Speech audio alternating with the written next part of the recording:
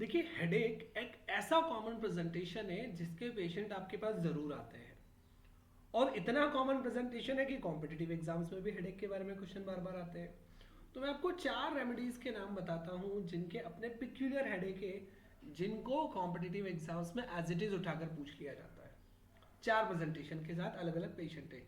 एक पेशेंट आया जो कहता है, डॉक्टर साहब ऐसा लगता है मेरा फोरहेड बहुत ज़्यादा पेन कर रहा है, और कोई बैंड बंधा हुआ है, ऐसा बैंड है जो इस टेम्पल से इस टेम्पल तक बंधा हुआ है फोरहेड पर।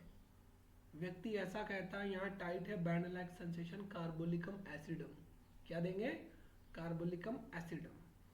कोई दूसरा व्यक्ति आया, कहता है डॉक्टर साहब हेडेक हो रहा है, और मैंने नोटिस किया जब जब मुझे बहुत हेडेक होता है मुझे ऐसा लगता है मेरी आंखों की रोशनी कम हो गई है, और मैं जैसे ही टॉयलेट जाता हूँ, यूरिन पास करता हूँ, मेरा हेडेक आराम लगने लगता है, मुझे लगता है मेरे हेडेक में आराम लग गया, मुझे दोबारा दिखने लगा, मेरा हेडेक कम हो रहा है। जलसीमियम, एम्ब्ल्यूरेशन by profuse urination preceded by blindness, जलसीमियम।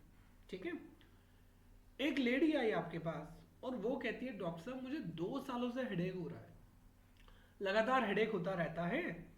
आप हिस्ट्री लीजिए, अगर आपको ये समझ में आता है कि उसे 2 सालों से ही यूटेराइन कंप्लेंट्स की शुरुआत हुई है, यूटेरस गर्भाशय से रिलेटेड कुछ ना कुछ प्रॉब्लम्स हुआ है और तभी से हेडेक शुरू हो रहा है, the most suitable remedy will be platinum, platinum metallicum.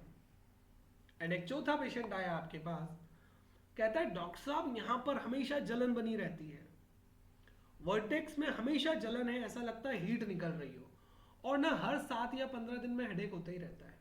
हर 7 दिन या 15 दिन में हेडेक होता ही है, कब से देख रहा हूं मैं, हमेशा 7वें दिन या 15वें दिन होता है, उसी के आसपास होता है हेडेक। 7th और 14th डे एवरी वीक और every 2 weeks, and constant heat on vertex, sulphur. ठीक है। 4 तरह के हेडेक, चारों यूनिक रेमेडीज, और चारों को पूछा जाता है, तो क्लिनिकल प्रैक्टिस में भी यूज किया जा सकता है और कंपटीशन में तो यूज करना ही है। ठीक है, ध्यान रखेंगे।